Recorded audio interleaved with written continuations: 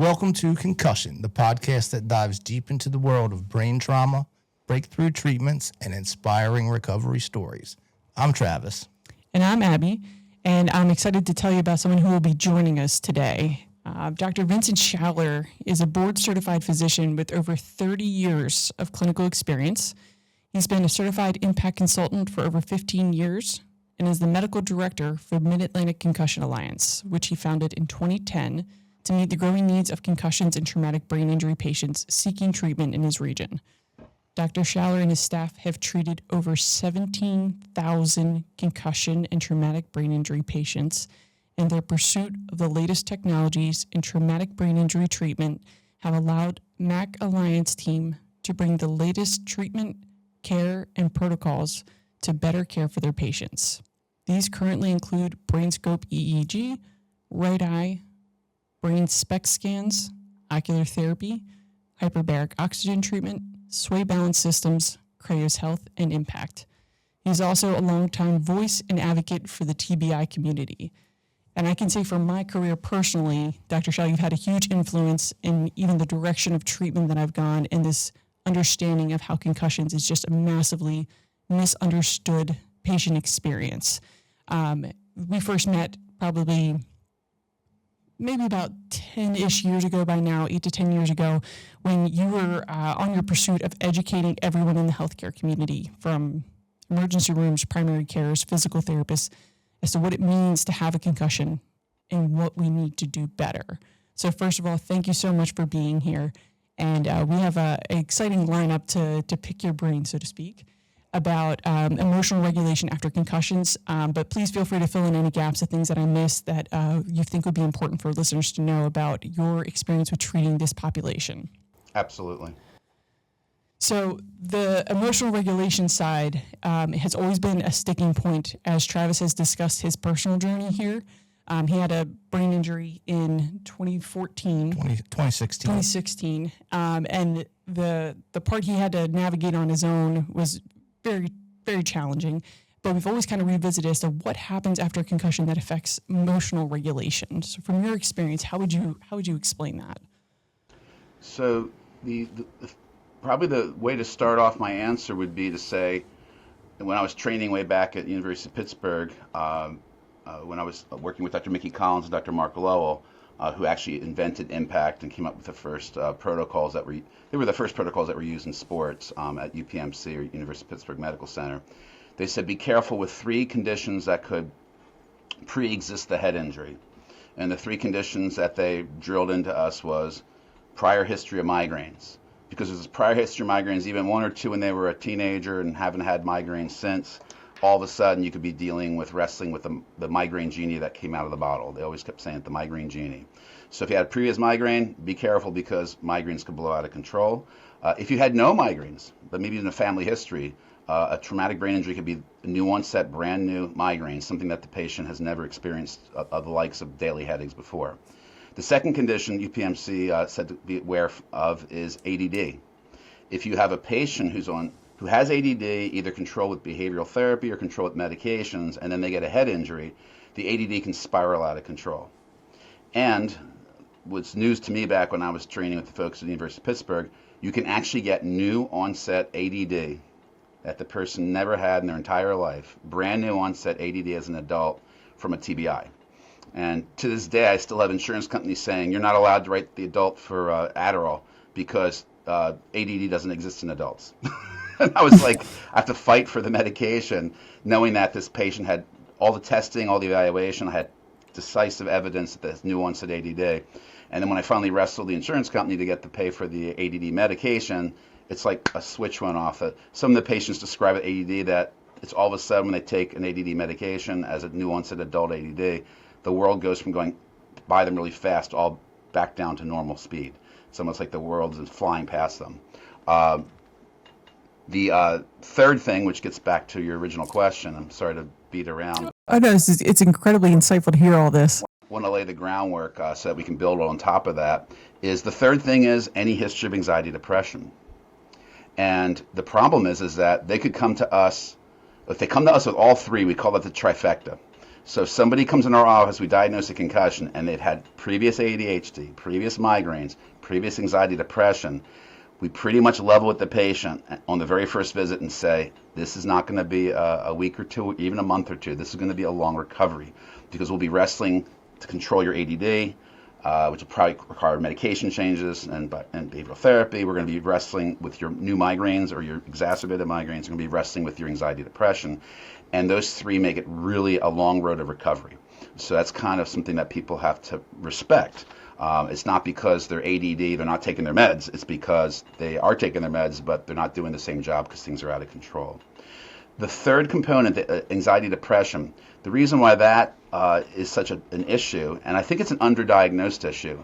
What was fascinating is some of the research I was following over the years said as high as 37% of youth, we're talking middle school and high school, 37% of youth diagnosed with a concussion will have some element of anxiety, depression. And I remember back about 15 years ago, I asked another doctor who's also treating concussions, and I said to him, what percent do you think of your patients struggle with anxiety, depression? And this doctor said 5%, and I was like, no. Because by then I had, without even looking at the research, I'm looking at my own patient population, like, yeah, it's about 37%, sometimes up to 50% in tougher cases. So you have to be really aware of it because it's that prevalent, even in the young kids. And I think the misconception of the emotional change and anxiety, depression is it's hard to diagnose anxiety, depression new onset in a middle school or high schooler. And it's for many years has been taboo to even admit that you might be anxious or depressed in society, because as an athlete you're looked at as being weak. You can't handle the heat, you can't handle the stress of the game, you can't handle all the training and all the dedication. But in reality is that then a lot of people will hide that, and young adult, middle school, high school kids, they're very good at hiding anxiety, depression, and that's unfortunately when they don't get the help they need, whether it's naturally occurring genetically or it's triggered by a concussion or worsened by a concussion. They're at high risk for harming themselves if they don't get the proper treatment and care. And it's every year it's kind of like, you see in sports a person takes their life, just the gentleman with the Dallas Cowboys, and they look at concussion people like us. You think it was a concussion that caused him? I don't know, but the thing is that when you're taking hit after hit after hit, and we're not getting treatment start to finish for each hit they take or potential concussion, unfortunately, I have to say, and when I'm asked, do you think the Dallas Cowboys player that just killed themselves was that at all due to head injury? And I have to say, there's a good chance there is. And I hope he was getting good help and good care. I hope somebody was getting counseling and all before that unfortunately took his own life. But we'd be foolish to say that 37% comes back again. Be foolish to say somebody who's struggling with anxiety, depression in sports, who's had concussions, that the concussions did not contribute to it. I'd have to say that statistically it's likely that concussions did contribute to it. Now, you don't just jump to CTE. You don't need CTE to have anxiety, depression. You can just have one good head hit and then you get anxiety, depression. And it's a chemical problem. If you think about what a concussion is bruising of the nerve fibers. So the cells in the that make up neurons. If you think back to your high school, everyone had that high school picture where the cell body looks like a star, and then you had this little cable running down the axon. Mm-hmm. At the end of the axon, these little dendrites look like branches. Well, that's what, there's 80 billion of those that make up our nervous system, okay? But when you bruise them, they're soft, okay? These are soft, pliable cells. When you bruise them or when you stretch the brain, the axon can snap, or even just you bruise the nerve fiber and it depolarizes. So potassium runs into the cell, and sodium runs out. It's a reversal, and it depolarizes these millions of nerve fibers. And when you depolarize a nerve fiber and it's injured and it can't function well, there's two problems occur. Number one, every cell in all 80 billion cells in our brain and nervous system, or neurons, have to send a clean signal down to mission control. So there's a mission control in our brain that has to listen to all the incoming sensory, touch, smell, taste, vision, sound. And there's a point in our brain where all that information comes into mission control. Here's the problem. You bruise these nerve fibers, they become depolarized, these neurons. They're not sending a clean signal down to mission control. So if you want to think about what's probably happening on the cellular level, which you can't see on an MRI, you can't see on a CAT scan, on a cellular level, these nerves are being injured, bruised, and not functioning. Well, one of the functions is carry a signal, a clean signal than a mission control. So mission control is actually hearing a staticky kind of a sound. And that's why you see a lot of disruption in sleep. And you get past, the night or two and they're exhausted and they're having headaches and they're sleeping all the time. And once that's over, then there's interrupted sleep, because you try to go down through natural stages 1 and 2, deep restful 3 and 4. That static is preventing the brain from shutting down to go to sleep. So we see a lot of insomnia in our concussion patients of all ages. The second importance of those nerve fibers, which finally gets back to your original question, is every nerve fiber not only carries a signal, but the nervous system of 80 billion nerves is not like a light switch you turn on and turn off. It's a series of gaps. So you have the nerve, the cell body picks up the signal from the nerve on this side, carries it down the axon, has it on the dendrites. The only way to get that signal to the next nerve, spit out a neurotransmitter, which is a chemical. And there's many different neurotransmitters in the brain. The area of the brain that controls coordination of movement, and when there's a depletion of dopamine neurotransmitter, you get Parkinson's.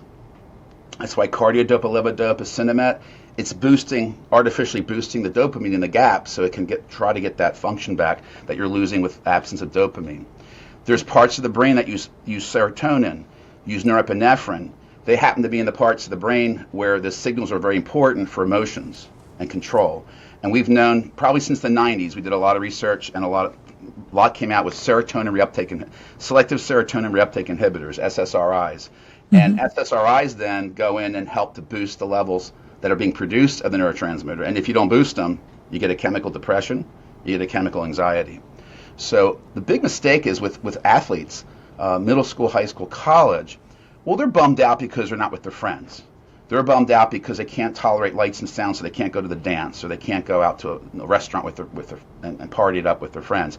They can't go to school, so they're out of school. They can't play their sport. That's why they're anxious. That's why they're depressed. And that's the wrong approach. It contributes to it when you can't enjoy your life as a young adult, but if the chemical production's going down in the background, and I've actually seen cases where concussions occurs, they get knocked down, they recover from the concussion, they actually go back to their sport, back to their school, and then all of a sudden, down the road, 2-3 months, they get depressed and anxious out of the blue. And so I've gotten to the point now in my practice and educate all my providers, always alert the family, especially because it's really hard to diagnose anxiety, depression in the youth. Alert them that if they become kind of distant from their friends 2-3 months down the road, even though they're back to school, back to sports, if they start, lack of interest in activities. I remember one young man, he got a concussion in football around Halloween in high school, and then he ended up making a great recovery, had him back to wrestling by January, and then by March, the mom called me and said, there's something really wrong with my son. And I was like, well, bring him in, let's recheck all the parameters, let's check his memory, and let's check his balance. And he came back and everything was great. And at that point I said, this could be late onset anxiety depression, because his neurotransmitter production from the end of those little dendrites was dropping slowly through his recovery, but it didn't hit a critical point until he was fully recovered neurologically. And he ended up, so the mom was like, I want another MRI. And I'm like, okay, we'll get you an MRI. And she's like, and I don't want him on medications. And I'm like, well, this is a chemical problem where the neurotransmitters are dropping. And so I want all the blood work redone. So I did all the blood work, I did the imaging, did all the testing, everything looked perfectly normal. And I said, ma'am, this is really what's happening here is his neurotransmitters, serotonin, norepinephrine, they've been dropping over the last several months, and they've reached a critical level that now he's having problems with chemical anxiety, chemical depression. So I negotiated with her. I was referring him off to one of my peers at Jefferson. And I said, but before you go there, the Dr. Jefferson would probably like your son to be on an SSRI for at least a week or two, because that'll help him make a decision what's going on with your son. So she begrudgingly let her son take the SSRI and saw Jefferson, I think, like 3 weeks later.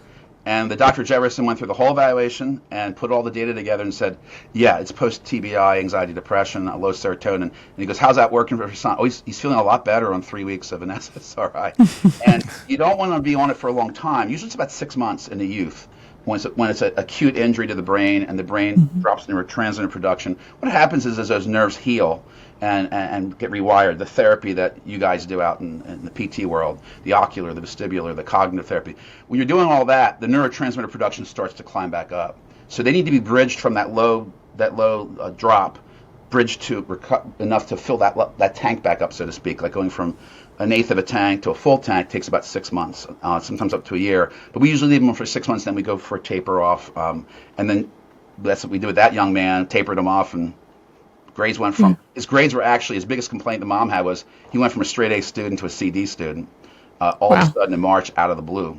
And it was actually the lack of attention caused by the low serotonin levels, anxiety, depression. So you have to do some impressive bartering with parents to be able to get some of this stuff done early on. You have to build trust, and you have to negotiate. And with the tools we have now, when I show the parents that their child, when they're following a moving target, like a ball or opponent player in athletics, and the pursuits is like, instead of a nice smooth following moving target, it's all jaggedy, which means the eye muscles are fighting each other. And I show them that and say, when that ball comes flying at their head, that's what their eyes are doing. They're bouncing all over the place. You do not want your child back in the sport until I clean that up. And it might take vestibular therapy, it might take aggressive ocular therapy. We will show you one day when it's nice and smooth, then they can safely get back on the field. They can safely get back on the court. You said something pretty important there about the nerve bruising. You said you can't see it on MRI, can't see it on CT scan. One of the things that really stands out about what you've done, aside from taking care of over 17,000 head injuries, which is just a massive number, you're the only resource we have in this area. But the part that stands out aside from that is, I always say to folks, you need to go to see Dr. Schaller. He can make your concussion visible, because right now in the medical system, it is not a visible injury.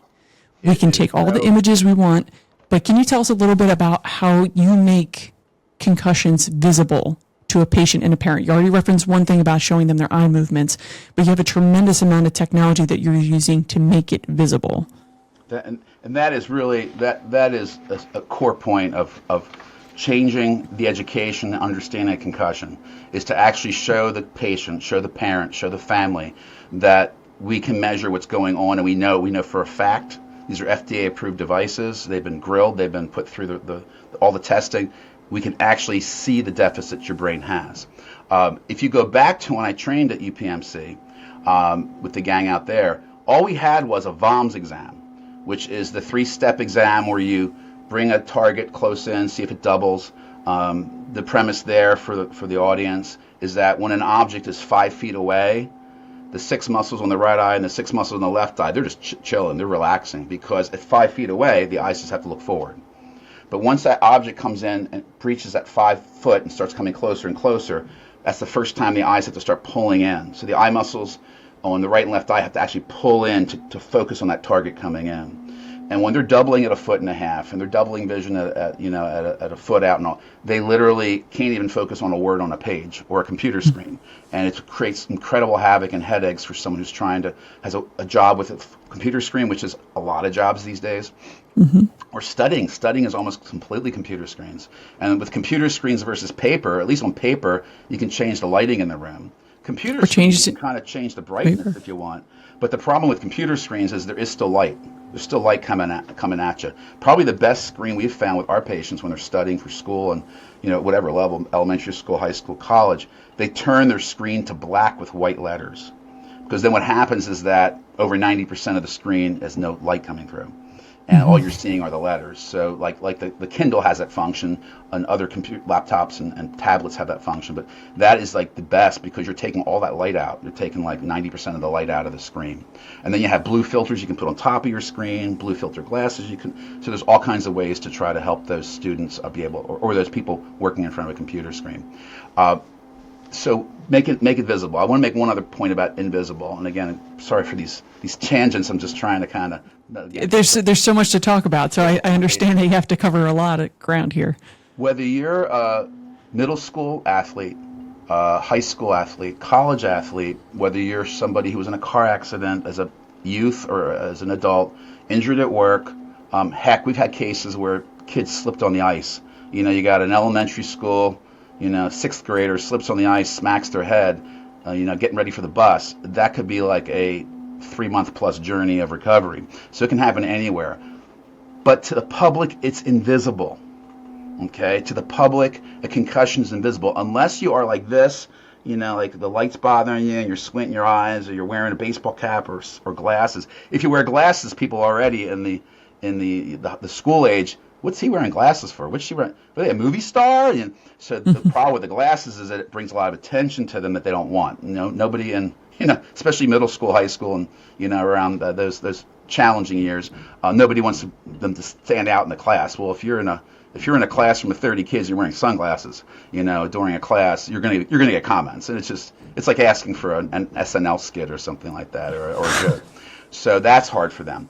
But it's invisible. What that means is that I can't tell you how many of my patients, it's a huge high percent, well over 80%. My patients will come in, and an adult will say, it could be a guy that's working construction, and his brother-in-law goes, "You lazy son of a gun, you haven't been at work in 3 months. What's wrong with you? You look good. You can talk, you can walk, you can even drive your car. Why aren't you back at work? You're just being lazy." It could be a peer that's like, "Yeah, you're really milking this. You should have been back at work. I hear that concussions get better in 7 to 10 days. This has been 3 months. What's wrong with you?" And so they start getting comments. And even kids at school, they may lose a lot of their acquaintances and friends and cliques and stuff in school, because it's like, what's his problem, man? He hasn't been in class for 6 weeks.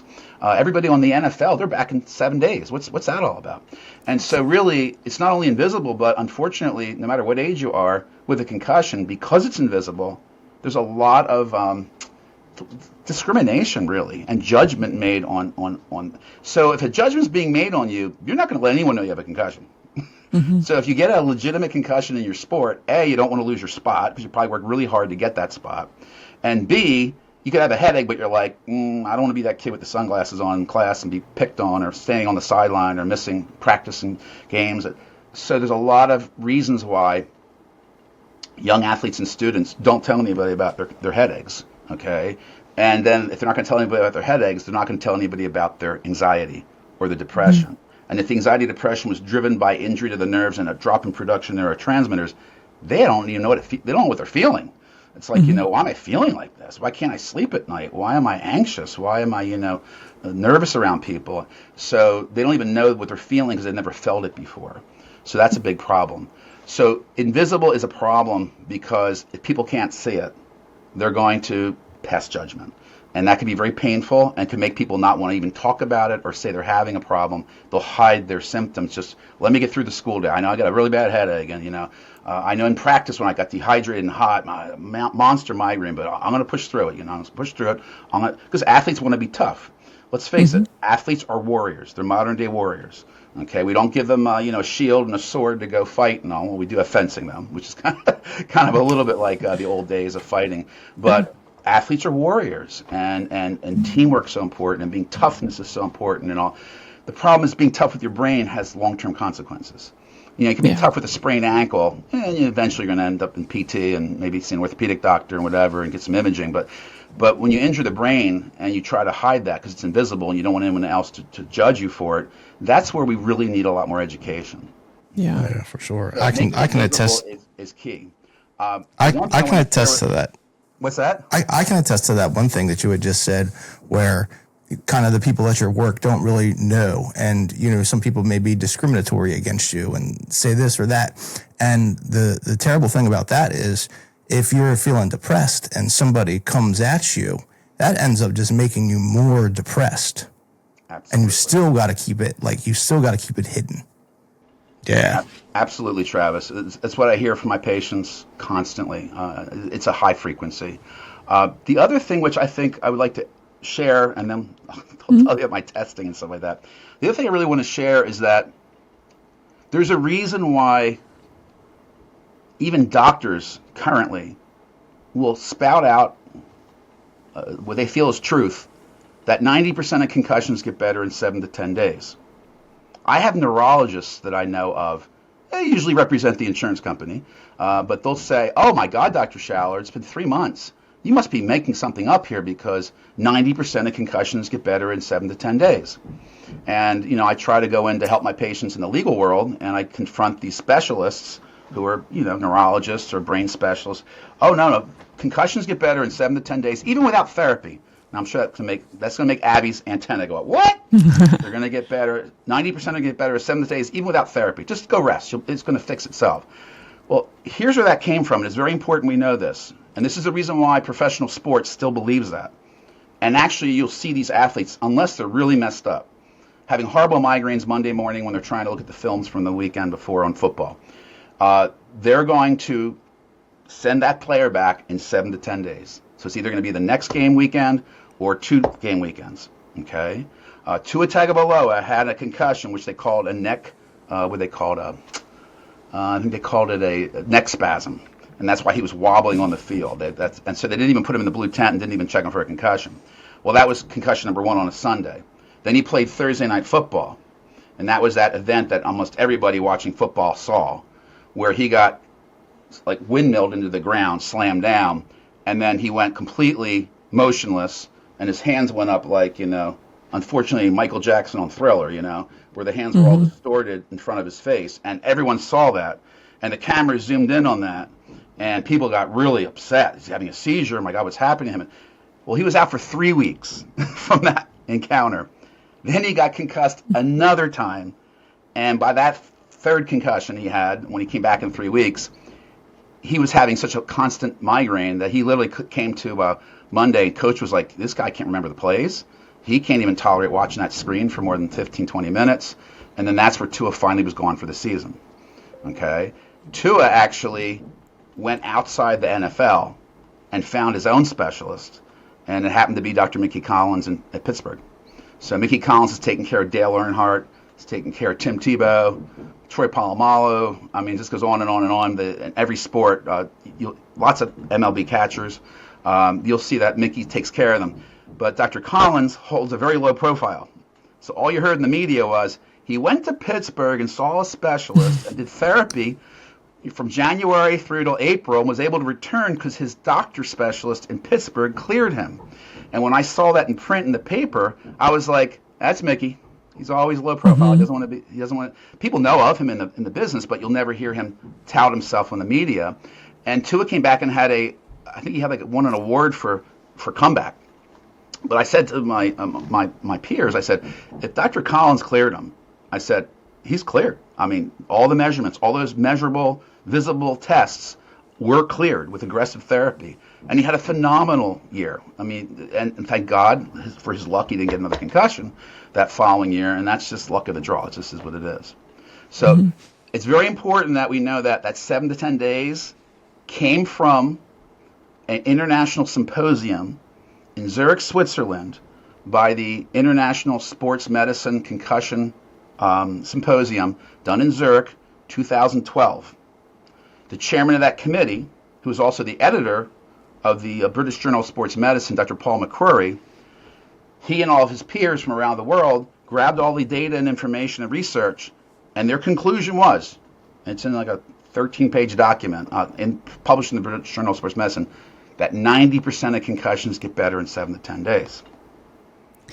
Do you think that is a misconception of symptoms of dizziness, nausea, the real heavy hitters that set on initially from the swelling, that their impression of better is just those initial symptoms start to subside, but the person is not truly functionally better? Well, here's the problem. Dr. Paul McCrory and his peers used 0 tests that made things visible. Thank you for revisiting that. Okay, so tell us about how you're able to dissect that. Back in the day, if you could run on a treadmill for 30 minutes and you get a headache, get back in there, you're good. Not getting a headache could be like, I'm getting a headache, but I really want my position back, so I'm not going to say I'm having a headache. So, but here's the crazy thing. From 2012 to 2014, in 2014, the first track TBI study came out using visible tests. FDA-approved visible tests that could see the deficits from the concussion. And they proved, with objective measurements, that 33% of concussions do not get better in 3 months. And 22% of concussions do not get better in 1 year. Physical tests, measurements. Function. Then you have the back and forth. Some doctors are like, oh, I believe in Zurich. Zurich was a really thorough committee, I trust Zurich. you can imagine if the NFL had a choice of track TBI versus Zurich, they're going Zurich all the way. They're all in on Zurich.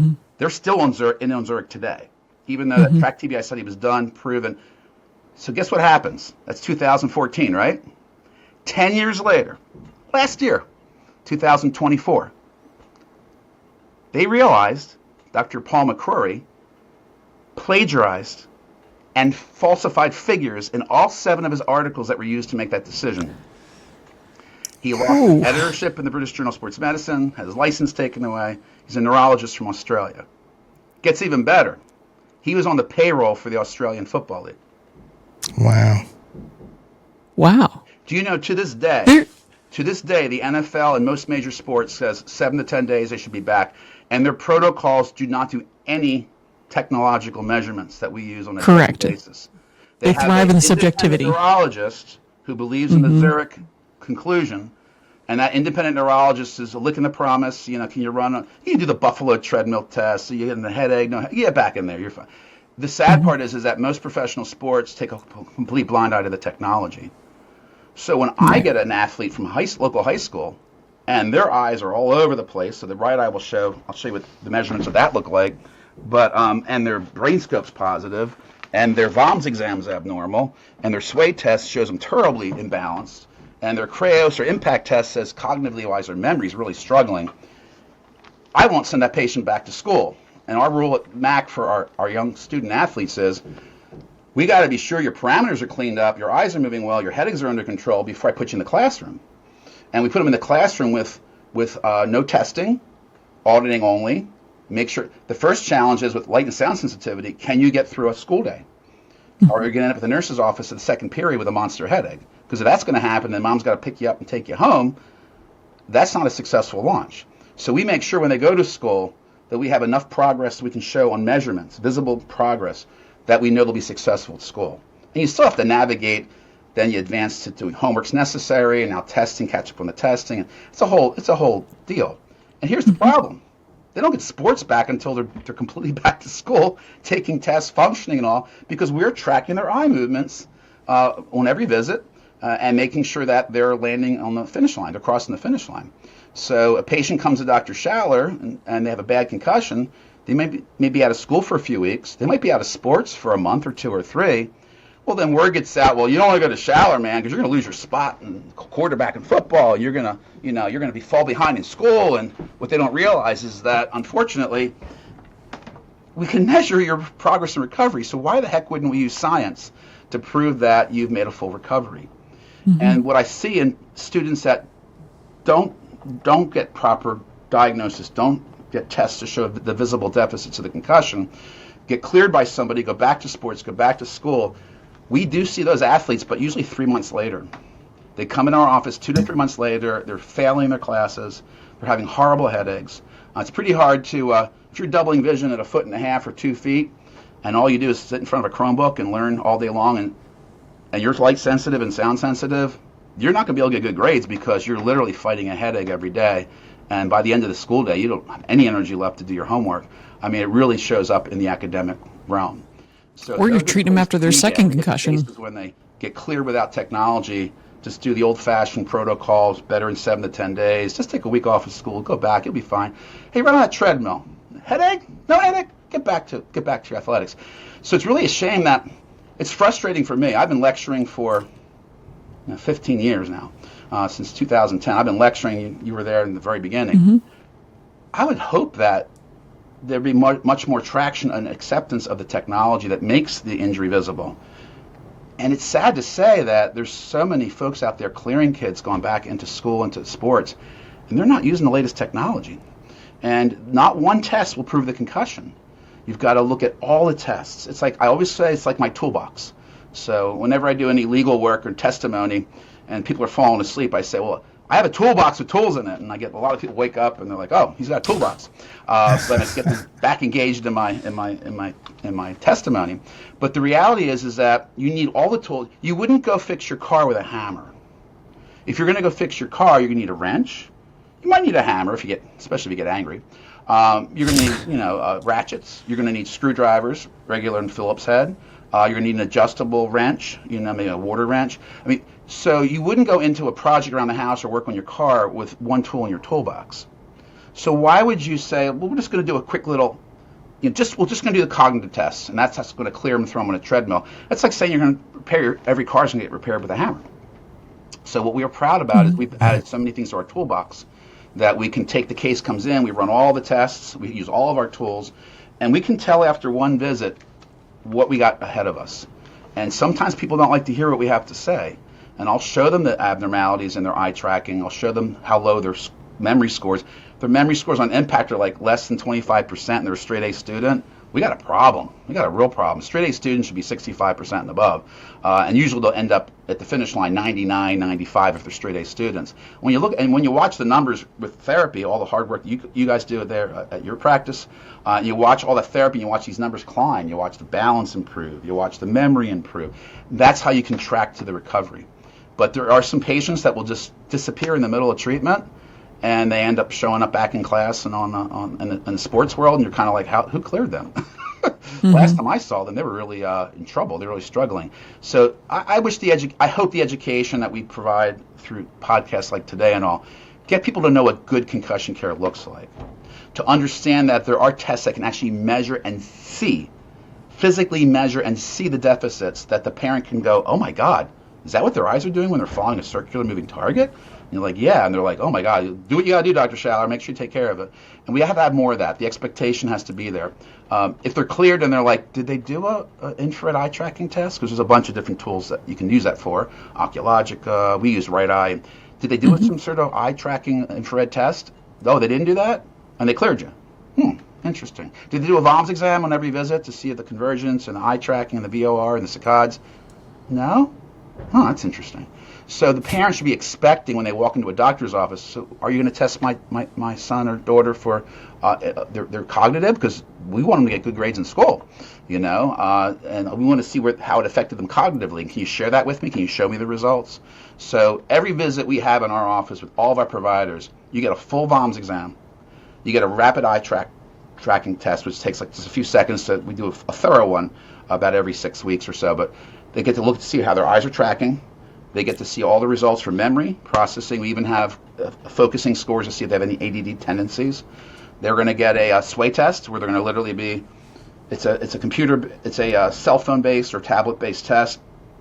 The sway company uses the accelerometer that exists in almost every phone and every tablet. It could be a Droid, it could be a Samsung, it could be an Apple, it doesn't matter. And literally in our office we do iPads, so we have them hold an iPad, and it literally says, lift up your right foot while you're holding it. Okay, put your right foot down, lift up your left foot. Put your right foot in front of it. So it does a best test, but the reality of a best test is we've done best tests before Sway was available. That was pre-pandemic, it was all best tests.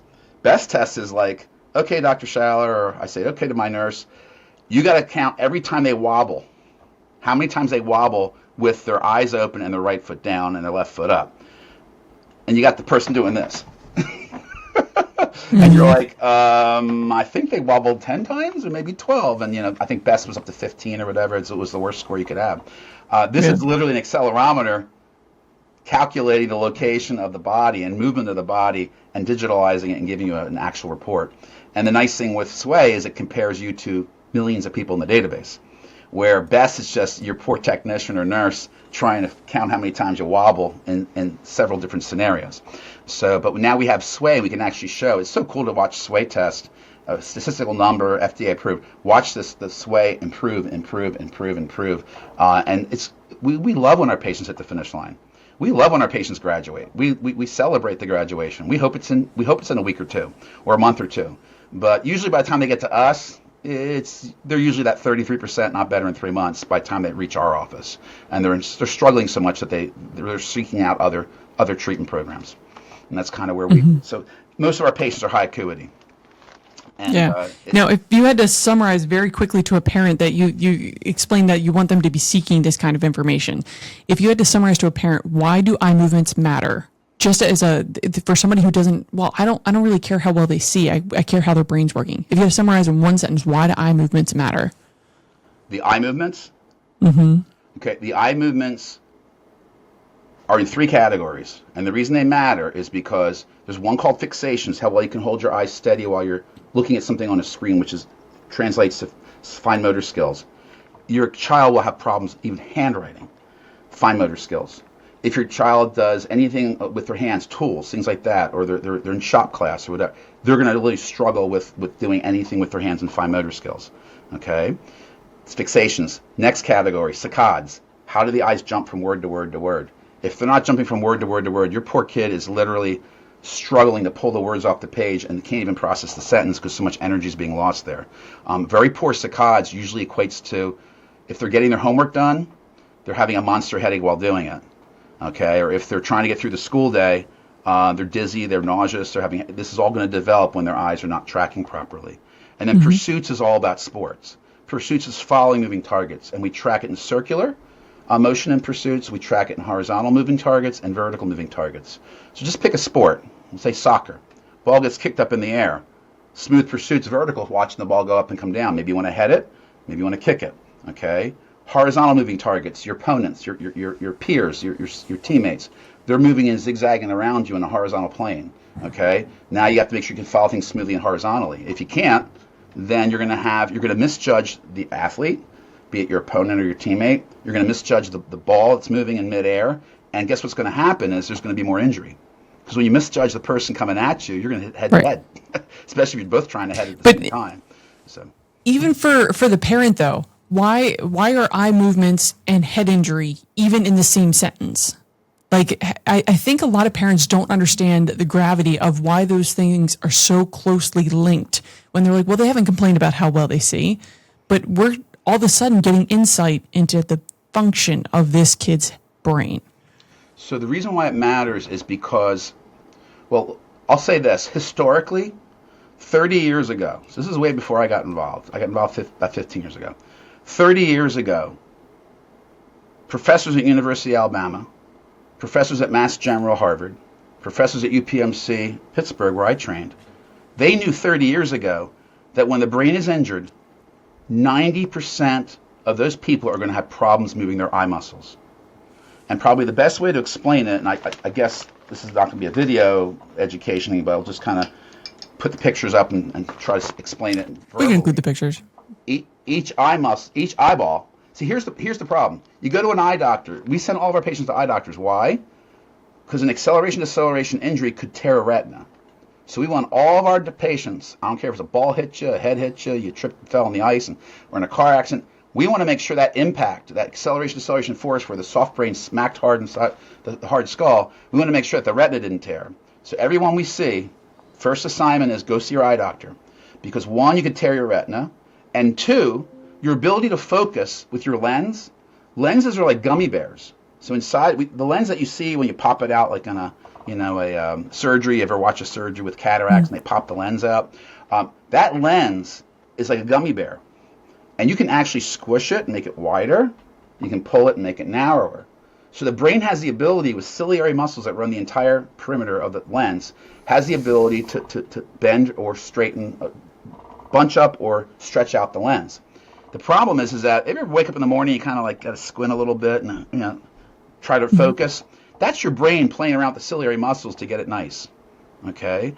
And when you have prescriptions you need on top of that, it's because the lens is not shaped right. That's short vision, not short vision, long vision, or short-sighted, far-sighted. But we have had patients that wear glasses at 1+, and they get a concussion, and literally the next week they go into see the eye doctor, they're 2+.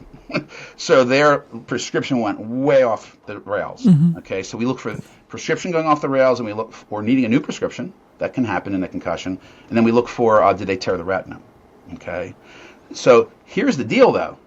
That's all the ophthalmologist is checking for. The ophthalmologists or optometrists, most of them do not look for how do the eyes move, muscle movement. There are some optometrists out there that actually go into vision therapy, and they will use an infrared tracker and see if this young student has gotten problems with eye movement, or this adult that we send to them. But a typical eye exam is the eyeball and just the eyeball. The eye exam is the eyeball, not the muscles outside the eyeball. So when people go, I went to my eye doctor and they said, my prescription didn't change and my retina's good, so I'm good.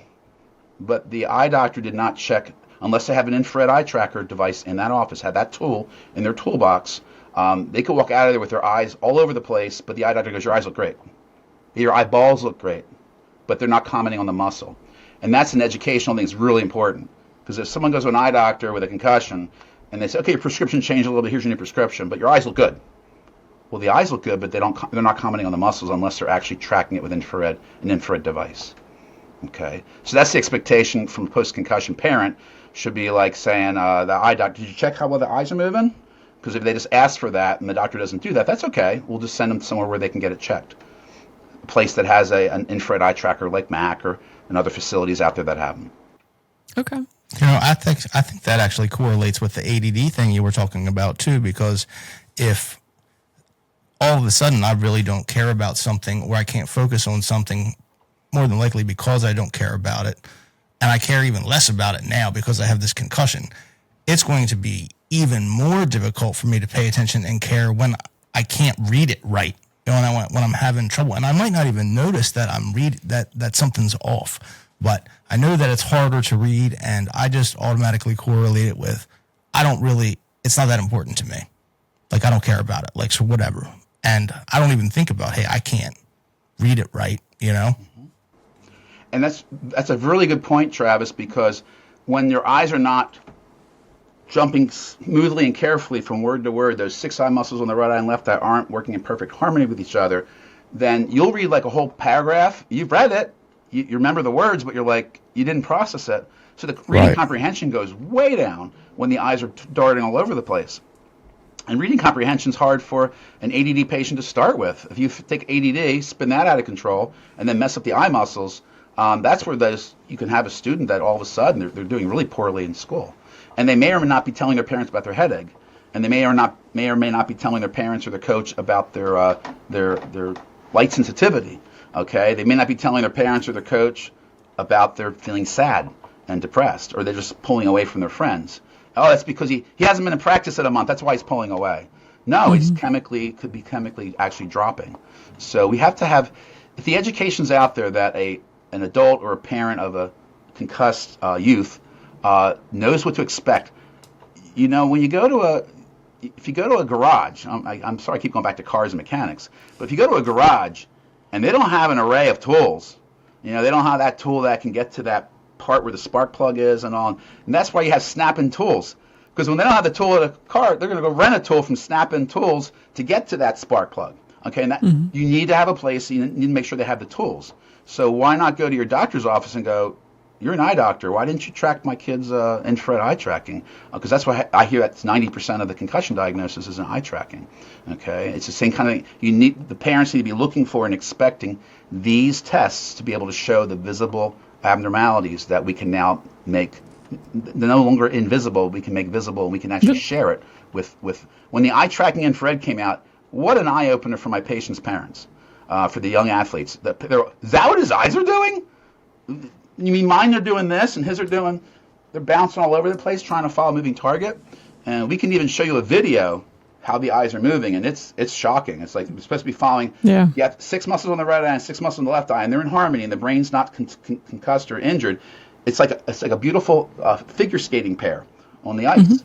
They're going nice and smooth and perfect harmony with each other. You injure the brain, the programming and energy is not there, and they're trying to follow a moving target, and the brain's getting these scattered pictures shooting at it, and it's not going to be able to even process it. If it's a word, it can't process it. If it's a ball coming at you, like a football coming at you, and you're a tight end, you're not going to. They're going to be like, "Hey, you dropped another ball. You missed it." No, the ball was coming at him, looking like this.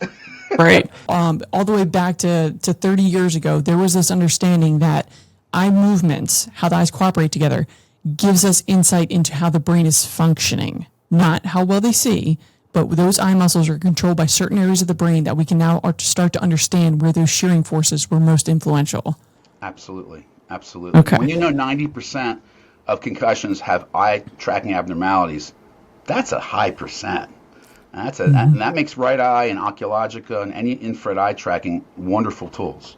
Awesome. I think you have one in your office where you have the VR headset. Yeah. There's all kinds of products out there, but if someone's actually using infrared pictures to follow the movement of the pupils and where they're pointing, that's a tool you want to make sure your doctor or your concussion specialist has in their toolbox. And then another thing about this track towards making the concussion visible, helping the patient understand, their spouse, their parent, their teacher, their coach. You've recently started using something that takes the MRI imaging that's negative, the CT that's negative because they don't have a bleed. You've started using something that has just a profound structural indicator for now patients who felt like they haven't been heard, haven't been validated. Tell us about how you're able to use that technology to now all of a sudden give them a picture. This is what happened. This is where we're going to focus your recovery. So the way we developed that technology and became aware of it was the first technology the next tool in our toolbox was the BrainScope EEG. And when the BrainScope EEG tool came along, we're like, let's see what this tells us. And the reason why we use the BrainScope EEG is because the military used it successfully in the Iraq-Afghan war. And they were using this EEG because if you bleed in your brain, you will disrupt the pathways and the traffic, electron traffic moving around the brain will be disrupted by the bleed. And when they had a negative BrainScope EEG, it's 7 leads from ear to ear. When they had a negative BrainScope EEG for structural injury, it meant that they were 97% sure there was no bleed. And in the Iraq-Afghan war, that was so important because you don't just want to fly a helicopter out to every unconscious soldier. You want to make sure it's worth, because if the BrainScope EEG is negative, no evidence of bleed, move them over to the medic tent, treat them locally for their concussion. Okay. Well, we started using the BrainScope EEG at our office because we're like, oh, so if you bleed, you're going to block the flow. If you break nerve fibers, you're going to block the flow. So we started using the BrainScope EEG for people that just weren't getting better in like 4, 5, 6 months. And when they come back positive, the initial reaction was horror. Oh my God, I got a structurally injured brain. Dr. Schaller, I didn't need to hear that. And so people's reaction was like, but then after they calmed down, they said, where in my brain is it injured? Is it in my cerebellum, in the back for balance? Is it in my occipital lobe for eyes? Is it in my temporal lobes for hearing and memory? Is it in my frontal lobes, for emotions and memory and speech? Is it in my parietal lobes controlling my movements and sensory? And we were like, we don't have a tool for that yet. So that started us I started doing tons of research looking for what's the imaging. I looked at fMRIs, which is called functional MRIs. I looked at what was available and I was like, nah, that's not gonna fly. But then we got a communication from Bethesda, and the BrainScope company says, you guys at Mac and the University of Toronto are doing the most BrainScopes east of the Mississippi. And I said, oh, that's interesting. I said, what are they finding? Because we're finding that anyone that's not recovered in about 3 to 4 months or more had a positive BrainScope. They go, oh, they're actually using imaging to find out where and how much the BrainScope picked up the injury, but this new study can do where and how much. And I said, what study are they using? And they said they're using SPECT scans, which is an acronym for single photon emission computed tomography. And what it really is, it's a nuclear med study, and it's a cousin of the PET scan. PET scans have only been around more recently. SPECT scans have been around for 40 years. They were used by cardiologists to see if the heart was damaged, what areas of the heart weren't getting good blood flow. Well, the gang up at Toronto said, yeah, you can join us. And so we joined their meetings. It was during the pandemic, so they were Zoom meetings. They were in Canada, so we couldn't get over the border. So we did everything by Zoom. They started showing us images that were astounding. And they could actually see, because what happens if the brain has enough broken fibers, the blood supply to that area of broken fibers will decrease. And therefore the metabolism in that area will be diminished. And we actually started seeing these images and we're like, wait a minute. We've got patients with frontal lobe injury that have horrible rage problems and emotional problems. And we're like, what are their SPECT scans showing? He goes, oh, injury to the frontal lobe and then overactive limbic system, classic rage. And these professors that were attending these meetings were from Quebec, Toronto, Winnipeg, all the way out to Vancouver. So the entire coast to coast of Canada had experts on this study. And when the study was completed, the images were gorgeous. Everything they were showing me was mapping out exactly where the injuries were.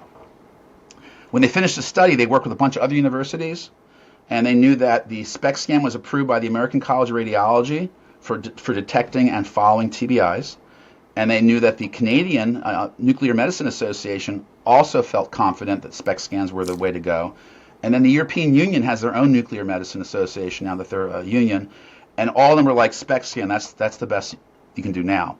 Well, that wasn't good enough for us. We wanted to see the study. The study came out and proved a positive BrainScope if you get a positive BrainScope with structural injury, 97% of the time you're going to find out the location and the amount of injury in the SPECT scan. And so you found a way to make emotional regulation even visible through this technology. Visible, yeah. And when now here's the difference. BrainScope positive patients like, damn, Schaller, you sure about that? You sure I got broken nerve fibers? I hope you're right about that. I don't know, Dr. Schaller. But when I showed him a picture, that same person, if I got him over to get a SPECT scan done, and you had to get over the hump of the cost of it, so the Brain Injury Fund was very kind. The Delaware Brain Injury Fund helped us get the first 60 SPECT scans done. But when you show a SPECT scan to a patient and their family member, it's a totally different reaction. They're like, oh my God. So that's why I'm ringing in my ear for the first time, because I've injured my temporal lobe. And, whoa, look at those big areas of deactivation, my frontal lobe. And the overactive thalamus, that's why you're raging. And the problem with rage patients is they destroy relationships in rage, and they also get fired. Because when you mouth off to your boss, okay, that could be easily a fireable event. And I've seen rages where the family members will take video with their wonderful smartphones, and the guy will be in the middle of nowhere they'll disagree about what color they want to paint the wall, and the guy starts throwing things and breaking things and punching holes in walls. And I say to patients, I'm like, did you ever punch a wall? And they go, how did you know? And I'm like, that's called rage. That's from the frontal lobe. So we blatantly ask our patients, are you anxious? Do you have panic attacks? Every single visit, they ask again and again, are you feeling depressed? Are you feeling anxious? Are you feeling hopeless? We even say to our patients, do you feel like hurting yourself? Every single visit. Because guess what? The number one cause of death in my population of concussion patients is suicide. Mm-hmm. Suicide from uncontrolled anxiety and depression. Okay. And the other thing that happens is that if you have a brain injury and you work in front of a computer all day long, or you're a high-level accountant and you remember numbers, beautifully off of a spreadsheet, or you're an attorney who's incredibly talented on their feet in trial, or you're a craftsman and your hands and your eye coordination are so important for fine carpentry and whatever, and all of a sudden one day you can't do that, you could lose your job, your livelihood. I mean, these people, unfortunately, since about 10 years ago, I've been aware of that, and I ask this question now. I have about half a dozen to a dozen people that are homeless at any given time. So they literally come to our office for the testing because they were living in their cars. And just that whole experience is shocking. They have no brothers and sisters, no parents. They're just kind of like, or they're disconnected. And it's very sad to see that. And that's what makes me more passionate, because I want to have zero that are living in their cars. And these are adults who literally can't work. The insurance worker comp said they were lying about their invisible disease. And they literally get left. Society just leaves them, kicks them to the curb. And so these particular patients, they might be homeless, but they're going to keep treating with us. We're going to find a way, get them on Medicaid or get them Social Security disability. We put a high priority. I don't care if you're homeless or you live in a mansion.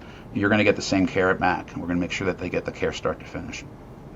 And you're going to be able to answer a lot of questions too for that individual and the family member. That's so powerful to have. Now you can see why things have been so disrupted. And for oftentimes, it's been disrupted for more than 6 months, more than a year. And people can go seeking care, doing the right thing, going to their doctor, going to a neurologist, but never having any sort of directed, purposeful concussion care. And then maybe even be 5 years out, end up on your doorstep. And then through MAC, you can use the technology you have in place to all of a sudden point the finger at, this is what happened. This is why. Yep. This is where you need to focus your recovery. This is what needs to happen to get you there.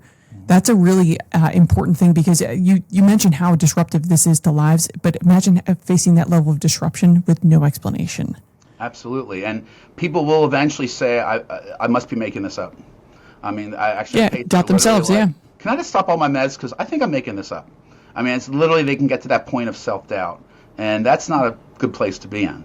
Right. And, it's really, if we can educate the public, and I hate to say this, but if we educate the public one day really well, then guess what? The NFL is going to probably have about 13 to 14 athletes out every week. Yeah.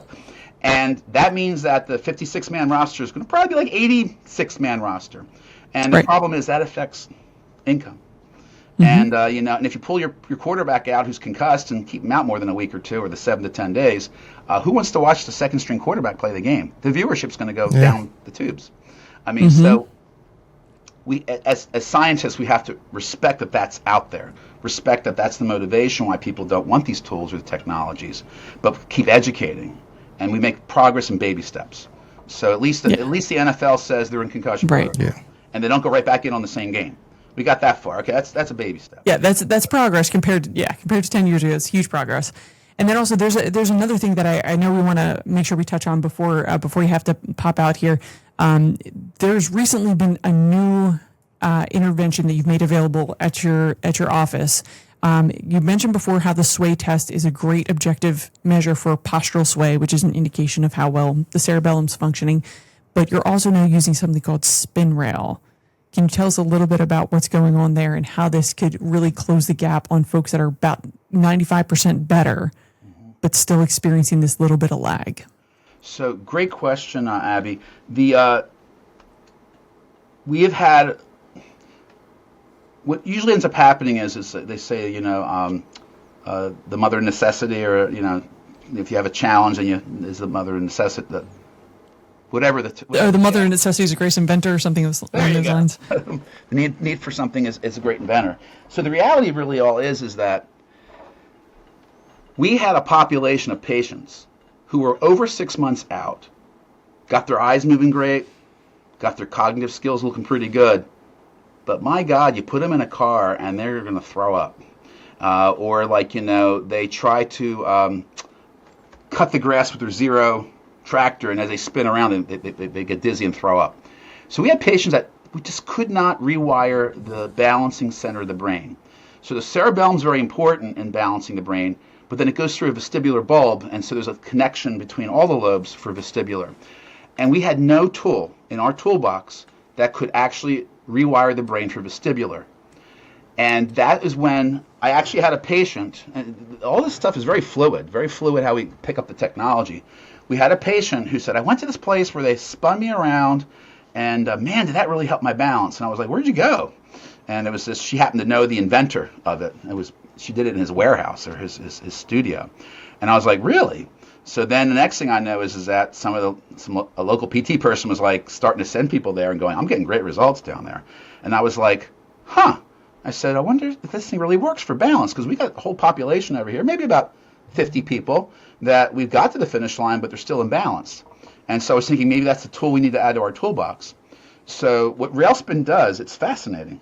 It was designed by the engineer who designed it. His wife was a Olympic figure skater, and to this day still teaches figure skaters in Delaware for getting them ready for the Olympics. He designed it for her. He's an engineer. So he designed it for her. He figured out if you spin in certain sequences, clockwise, counterclockwise, the whole purpose for his wife at the time she was a competitive figure skater was to do the spin without throwing up. So he had to reprogram her brain to make it that when she went into a full spin, she didn't fall over and lose points, or throw up or whatever. And it was incredibly effective. So he took that and said, how can we apply this in the world of medicine? And so he started trying it out on people who had balance problems and TBIs and all, like my patient, and started noticing, whoa, these people are getting, and I'll be completely frank with you. I look at the research and I'm like, okay, it's working, but how does it work? And I have a kind of the way my mind works is I need to know, again, I'll go back to a car. I need to know, is it a 4-cylinder? Is it a 6-cylinder?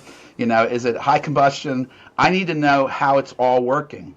And when I saw this RailSpin, I remember telling the inventor and the owner, I said, if they start throwing up on my carpet in this exam room, you're going to pay for cleaning it up. Because my initial impression was, you spin anybody around that has a concussion and still has balancing problems, you're going to end up someone barfing all over the place. So I was very skeptical. And they started doing, these 50 patients, started lining them up, and the next thing you know, their sway is improving. I had patients that needed a cane or had to hold on to their spouse, and now they're walking the dog with no support. I mean, it was just case after case. I'm like, well, this thing's really working. And the funniest thing is that I still wasn't satisfied because I still didn't know how it worked and what it was doing. And it's a true story. I do a lot of sailing on the Chesapeake, and sometimes I stay overnight in my boat. I anchor it and stay overnight.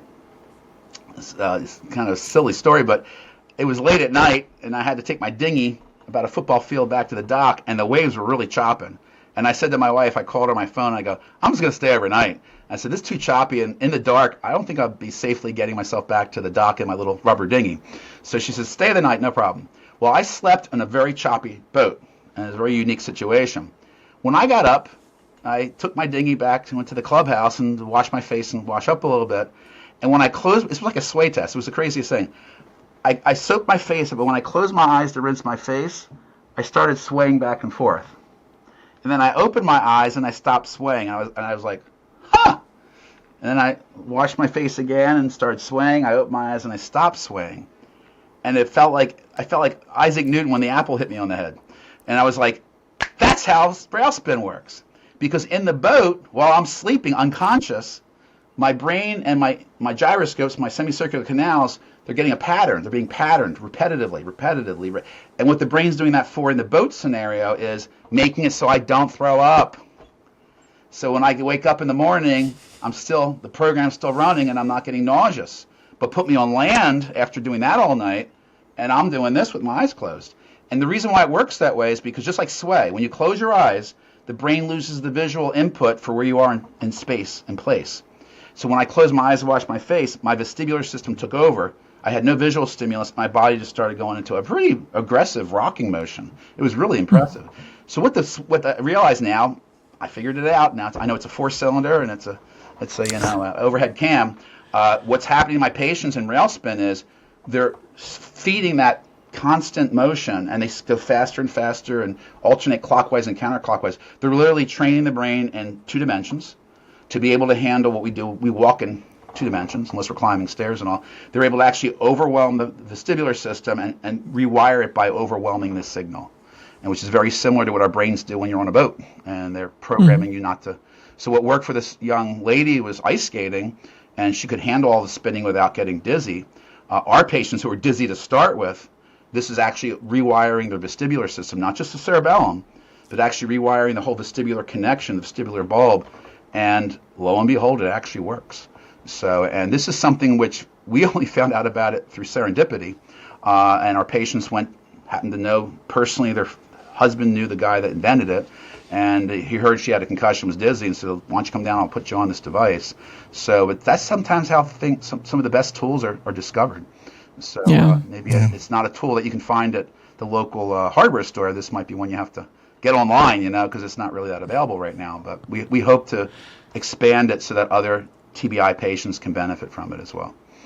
And saying that, Dr. Schaller, let me ask you this. So I have to tell you, in 2016, I crashed my motorcycle on a racetrack. I was in a coma medically induced coma for 11 days. I had a diffuse axonal injury. It was pretty rough. And kind of the only thing I ever really did about it was, I first visited Abby and she helped me with my ankles. But the only other thing I did for my brain was start this podcast. And when you say things about like being depressed and hopeless, like I still get that. Like I'm still like that, like 9 years ago. Like it's like, can you help that? Can you fix that? Absolutely. And the reason why I can say that with confidence is because when I was in med school, we're going back 37 years, a long time ago. But when I was in med school, they told us that you can only recover the nerves within 3 months. And after 3 months, you get what you get and it's done. There's nothing you can do. And that was what I was told. And residency reinforced that. If you have a stroke, you better do a lot of PT in 3 months, otherwise you're done. When I got to 2000, I think Pittsburgh, when I first went out there, was around 2006 or 7 before I formed the MAC Alliance by 2010. I'm like, wait a minute. You guys are telling me that you can rewire the brain weeks, months, and even years later. And they were like, yeah, that's how you can rewire the brain at any time. And I was like, wait a minute. No one told me that in medical school or in residency or all the journals I've read in my corner of a specialty. I said, you're kidding me, right? And I started watching what they were doing with the therapies, and I'm watching the actual measurements improve, the balance improving, and the memory improvement. I was like, you got to be kidding me.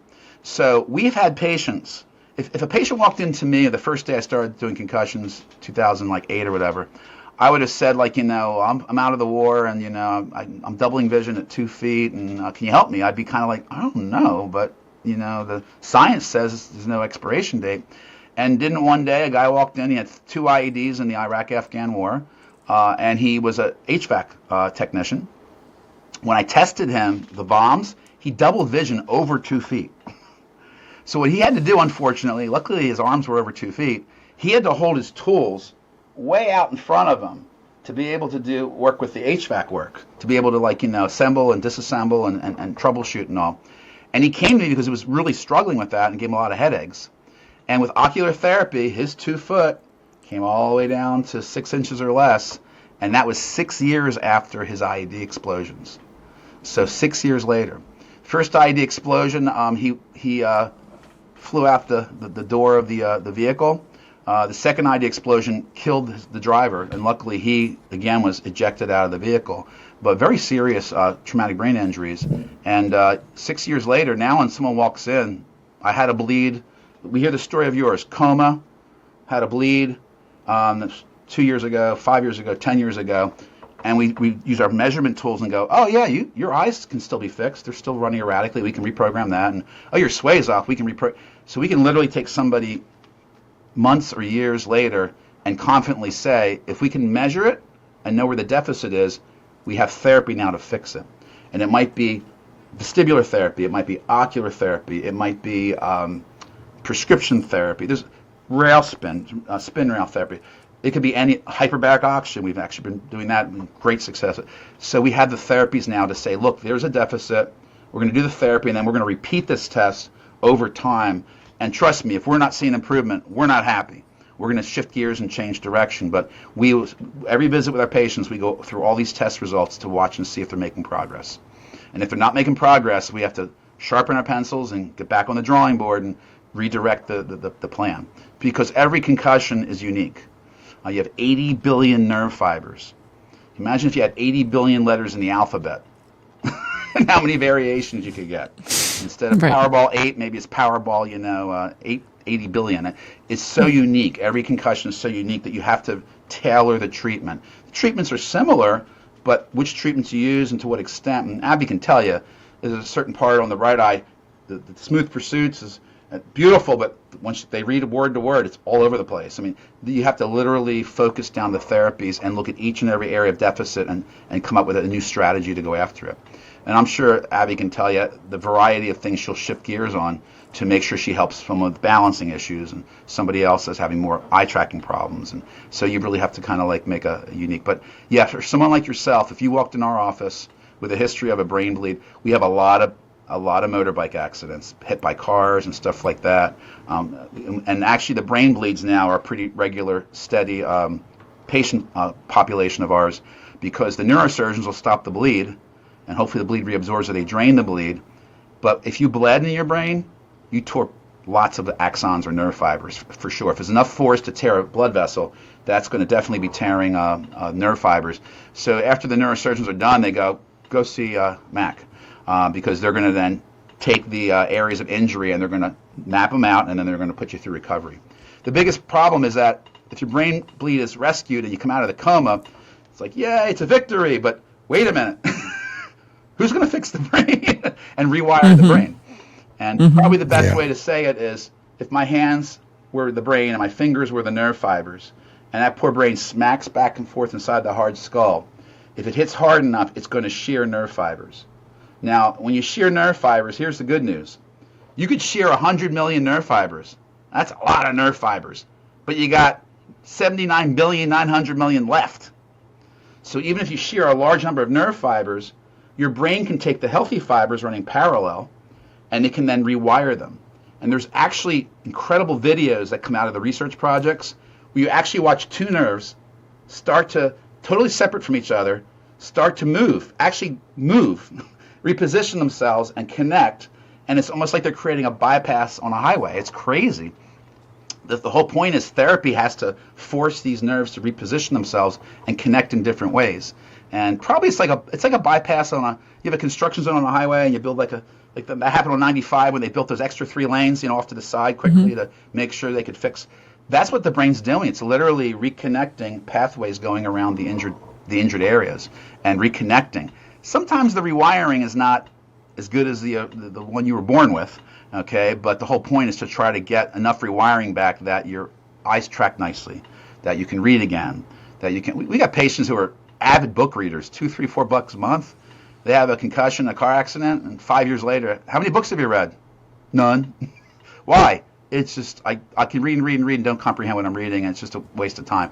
These people that have these incredible, beautiful love of reading, and years later, after a simple car accident, they didn't have a skull fracture, they didn't have a brain bleed, but they broke enough nerve fibers that they're still struggling with being able to enjoy reading, and that's a quality of life problem. I mean, it really is. That's beyond, losing your job's a big problem, getting knocked out of school is a big problem, and school will work with our students.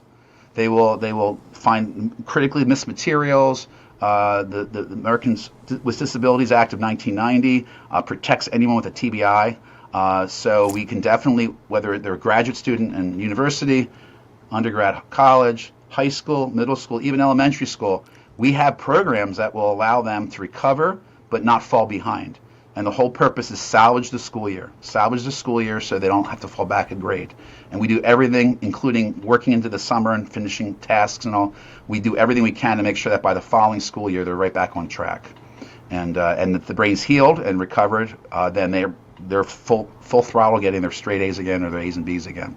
So we have programs for that. It's not just the parents aren't left on their own. We put together a really structured program. We talk to the schools, communicate with the schools and the counselors and the nurses. It's a very important communication that needs to be done for these students. Awesome. So I just got something very challenging but very thought-provoking. If you've been educating in this space for such a long time, if you had to summarize, what do you wish people understood about concussions? What would it be? And you have to, the summary part of this is the hardest thing because it's such a big, big question. I would hope that everybody, whether it's the patient, the family, spouse, parents, the boss, the coach, the trainers, I would hope everybody would know what a good concussion toolbox looks like. A toolbox that can not only diagnose, but can make visible the invisible. And that's the expectation of everybody involved. Because if the referee at a game knows what a concussion looks like and knows what the toolbox should have, when they go in and out of that tent and nobody did more than just, hey, how many fingers do I have? The coach would be like, that's not a good evaluation. The referee would be like, that's not a good evaluation. The parents would be like, well, let's take you somewhere where we can use some tools and get some handle on this. That's what I would hope would come one day. And I'm talking educating every level. Not just the doctors, not just the medical providers and nurses, but educating everybody. And we're making progress. Yeah. But there's a lot of barriers that we have to work with baby steps and work through. So in other words, you would hope that 10 years from now, when someone says, I had a concussion or I had a brain injury, that the other person is going to say, where? Instead of just, I hurt my brain, they now have the technology to say, I had an injury to my temporal lobe. And then all of a sudden, we have this big abstract, the brain that controls everything. Now we have the expectation that the technology and the intervention is going to tell us where in the brain you were injured, so that way the recovery can have expectations, proper care, great medical management. So that's a good way to put it, that if you had to change one thing about that, that's a good answer there. Dr. Schaller, I really appreciate everything that you've shared with us. It's incredibly insightful. What's the best way for people that are listening to this and they need the level of expertise that your practice offers? What's the best way for them to get in touch with Mid-Atlantic? Well, they can start off on the internet because they can communicate with us by email. There's actually information, and they can start a correspondence with our staff if they just want to learn about it. And then our website is really loaded with lots of good information. Everything as simple as, can I drink alcohol when I have a concussion, to, should I be watching TV, and on and on and on. And all the technologies and tools in our toolbox are very well explained there. So if they just want to learn about concussions, I wish I did more lectures than I do right now. But if they want to learn about it, our site's full of lots of good stuff. And then absolutely, if they want us, they can, through the internet, have information to call and ask questions, get an appointment, or they can just call the office directly as well. So, or Okay. they can stop by our Hockessin office. We're happy to see them. I do like that when I go into your Hockessin office, the lighting is so pleasant. It's not, like you guys take every measure of consideration that if somebody's coming to see you, it's because their brain hurts, where more specifically in the future. But lights are in doctors' offices are just all of a sudden very, very symptom driving. But your office does a great job of keeping it quiet, keeping the lighting appropriate, keeping all the conversation and everything else kind of on track for what somebody would need at that point. We learned that the hard way. We once had a carpet that was very busy, and our patients were like, oh yeah, dude, can you get rid of this carpet? And then we started turning off the lights and using ambient light through the blinds and changing the. Our early patients really taught us they told us what they couldn't tolerate, and we've tried really hard to create an environment that doesn't agitate them.